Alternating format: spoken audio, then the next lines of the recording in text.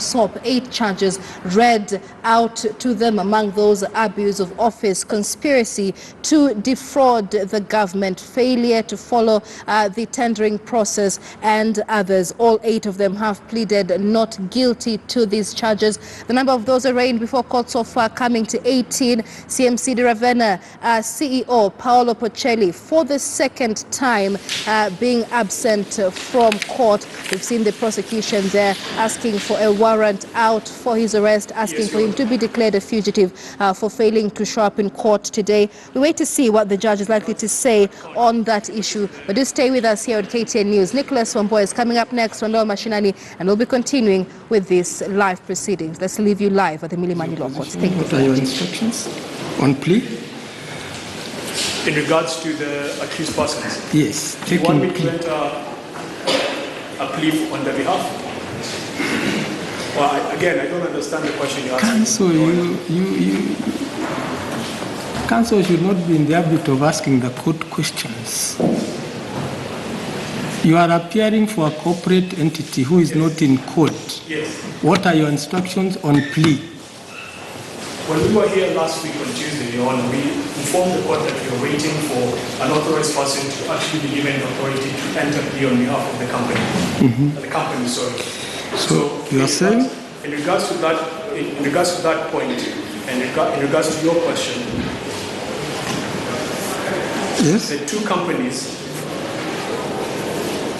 have authorized me to take the plea on their behalf. That is accused. This is 9 and 10? 9 and 10. But I do not have the actual authority with me here. But I can supply to the court.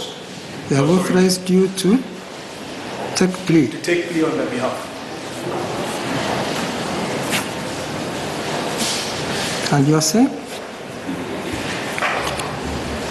I do not have the authority with me here because it has not been communicated to me yet, but it has been transmitted. But you are addressing the court, I'll take your word. Yes. It's a professional undertaking when you address the court. For 9 and 10, yes, we enter a plea of not guilty.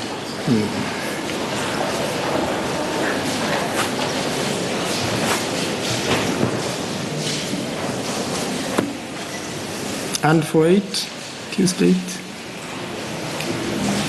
You're not appearing for accused 8? I am. Yes, and for accused 8? I cannot take plea on behalf of him because he has to take plea personally according to the rules. That's my understanding of the rules.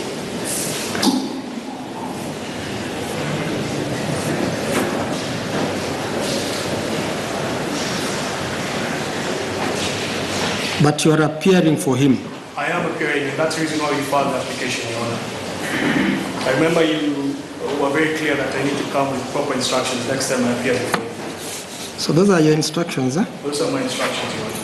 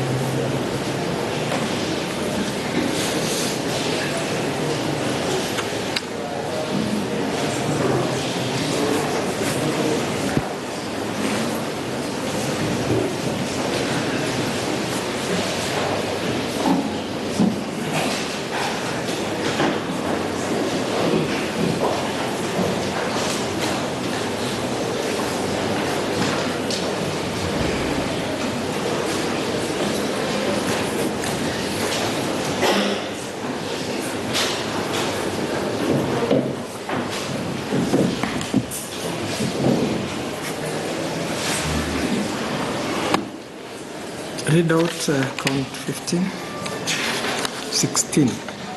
Count number 16, Titus Muridi. You have been charged with the offense of knowingly giving a misleading document to principle contrary to section 41(2).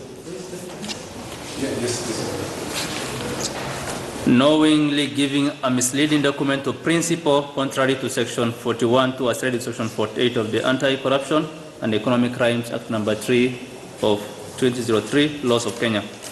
And the particulars of the offense is that between 11th July 2018 and 6th August 2018, within the Republic of Kenya, being the Inspector General of State Corporations, knowingly gave a misleading report in relation to the Aror Multipurpose Dam project, to wit, a special investigation report on Aror and Kimwarer Multipurpose Irrigation Project of Kerio Valley Development Authority, dated August 2018, to Adan Abdullah Mohammed, the Cabinet Secretary, Ministry of East African Community and Regional Development, which you knew contained misleading material in relation specifically to the Kimwarer Multipurpose Dam project, an act which was to the detriment of the government of Kenya. True or not true? That's all.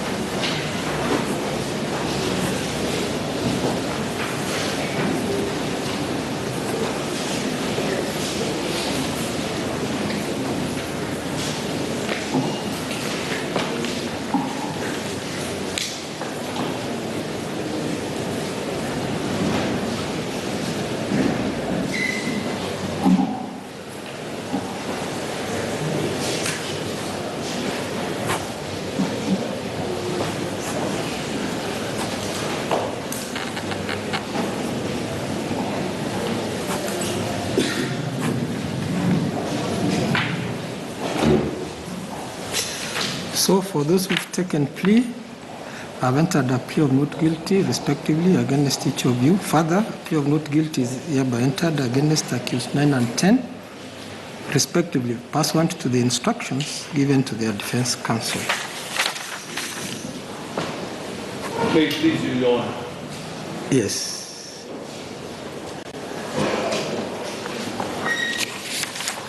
Your Honor, I will humbly raise a question as to the validity of an advocate taking plea on behalf of his client. He crosses the line at that point and ceases to represent his client and actually purports to take plea on behalf. Yes, Your Honor. Or you... No, I want that to go on record, Your Honor. Yes. Mr. Taib, yes, that again? I want to raise issue with the purported action of my learned friend in taking plea on behalf of his clients.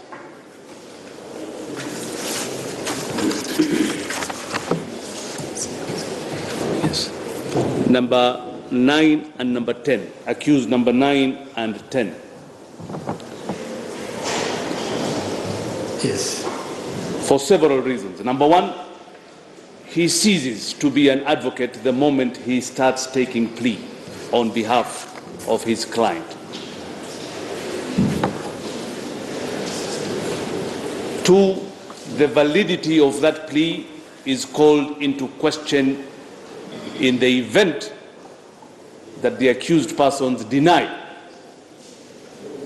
that they ever gave such instructions. 3, my learned friend has not produced any instruments in this court confirming the position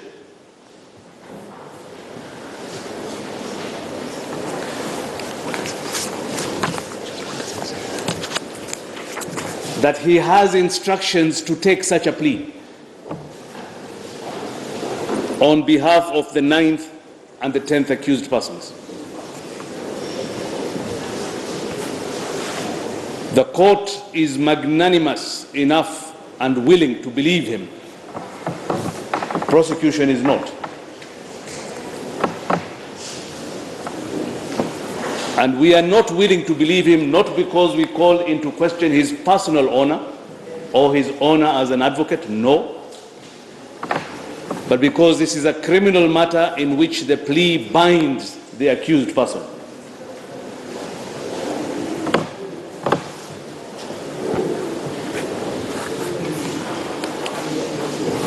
Where is the resolution of the 9th and 10th accused persons appointing him as their counsel?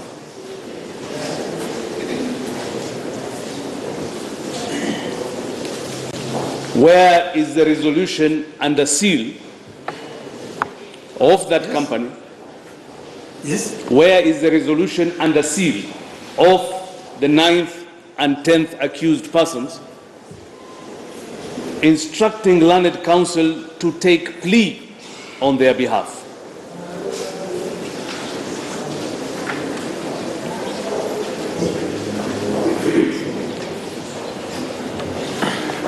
Where is the written instruction requiring learned counsel not only to take that plea but to enter a plea of not guilty in this matter? I have seen none.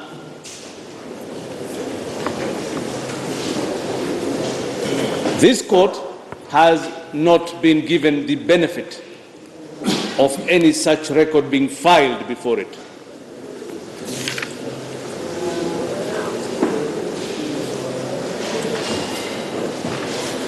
Under the circumstances, Your Honor, we urge you to adopt our argument. We pray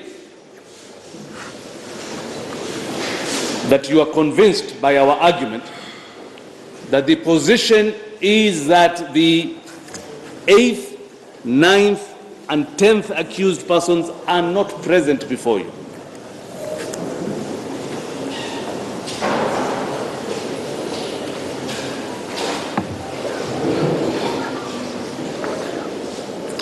They are not present before you despite being given a second chance to present themselves.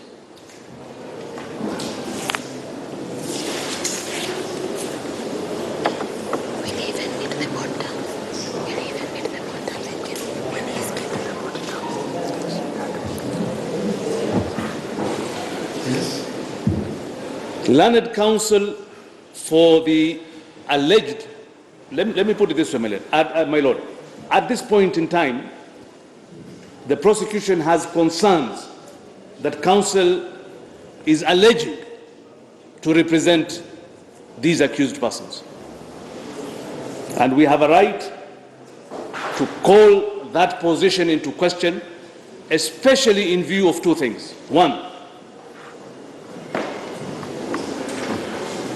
he undertook to serve his clients with a summons to attend court.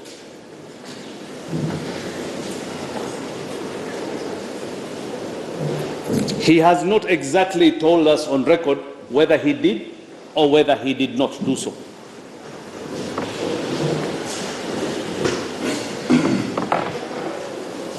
That needs to go on record. Did he or did he not do so?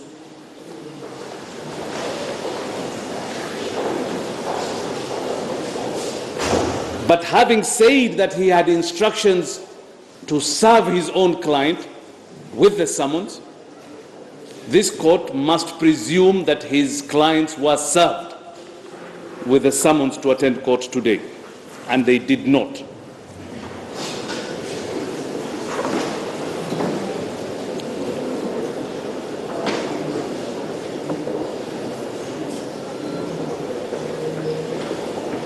The second reason we call this situation into question is because the learned counsel for the accused person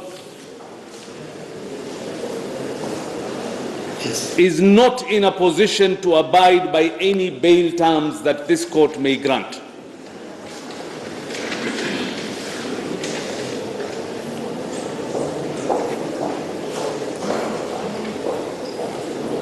He is not a director of the company. He is not Paolo Porcelli.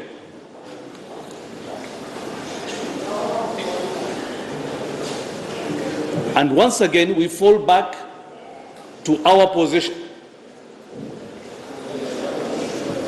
that these are foreigners who find it beneath them to appear before a Kenyan court.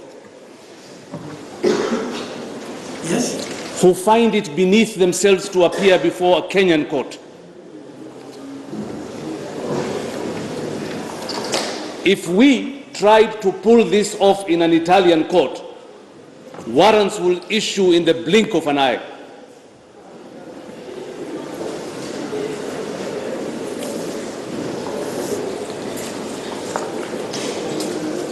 Lastly, Your Honor, I wish to refer you to the case known as Criminal Appeal Number 1 of 2014, Johnston Kasim Mwandi and another versus the Republic. Johnston Kasim, Kassim, Mwandi, yes, Mwandi, and another versus the Republic, in which it was stated that the Criminal Procedure Code and the Penal Code do not have provisions for powers of attorney, and in my view, therefore, a person cannot, through a power of attorney, purport to represent or act in place of any party in a criminal case. If a holder of a power of attorney is unable to represent an accused person, certainly an advocate who represents that party cannot do so.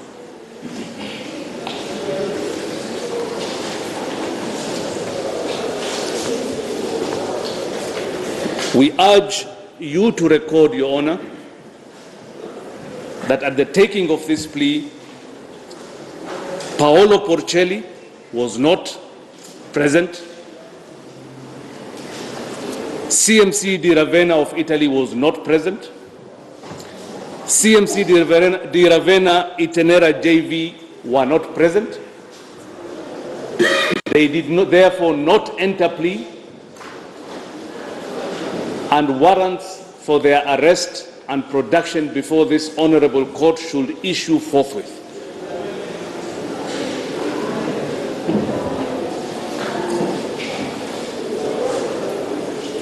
With your permission, Your Honor, we will repeat this request formally at the end of all the readings, but because of the record that was going on, we felt it was important that we bring it to your attention now. Most of it. Mr. Lamy, any brief response? Yes, Your Honor. I, again, do not understand how I cease to be an advocate representing my clients when I have clearly indicated to the court that I have instructions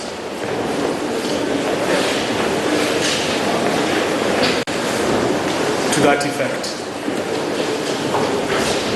to enter a plea of not guilty on their behalf.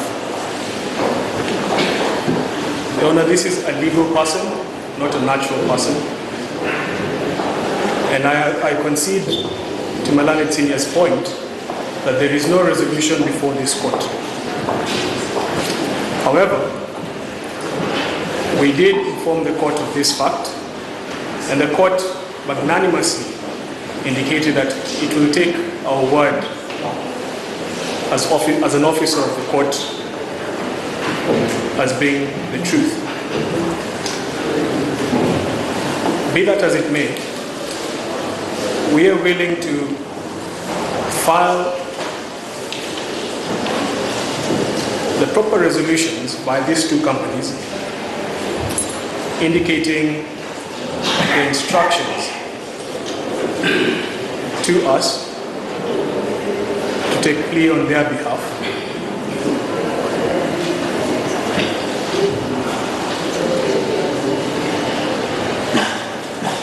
as they are a legal person.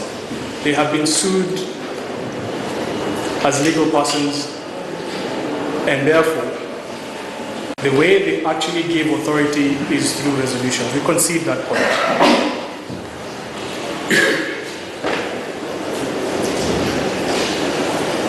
That is a position that actually finds expression in an authority in High Court Criminal Revision number 763 of 2007. Criminal Revision case number 763 of 2007. So we know that the application made by the prosecution is founded in good law. But that doesn't take away the instructions that we have. Because if you look at the entirety of our laws, and in regards to this particular question of when a company is an accused person, there is no mention whatsoever that an advocate cannot be one of the persons instructed to take plea. The case that was cited by my learned senior is distinguishable because we have had a chance to look at it, and in that case, the matter was concerning a chairman who purported to enter appearance on behalf of a party, absent adequate instructions.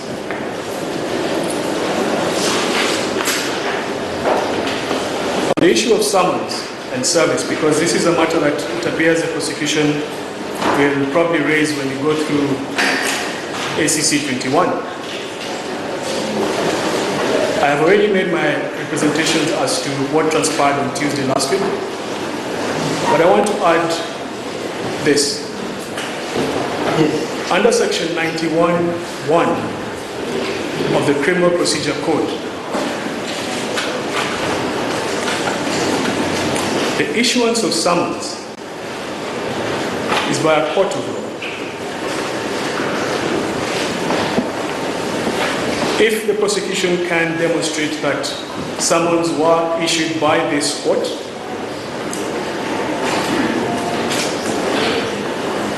and that I was aware of this summons and I failed to serve this summons, then that argument holds water. But there is no such summons that were issued, because as we highlighted earlier, our offer was made, but it was never picked up. There was no acceptance, either by the court or by the prosecution.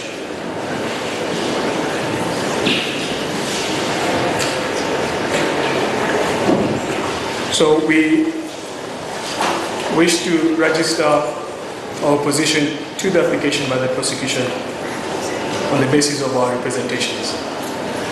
Thank you. Your, I need your guidance. Is counsel saying, am I in my mind listening to counsel saying that when he asked you to allow him to serve his clients, that was an offer he made, like in the old law of contract that we were doing in first year, that you had to accept it, or that we had to accept it?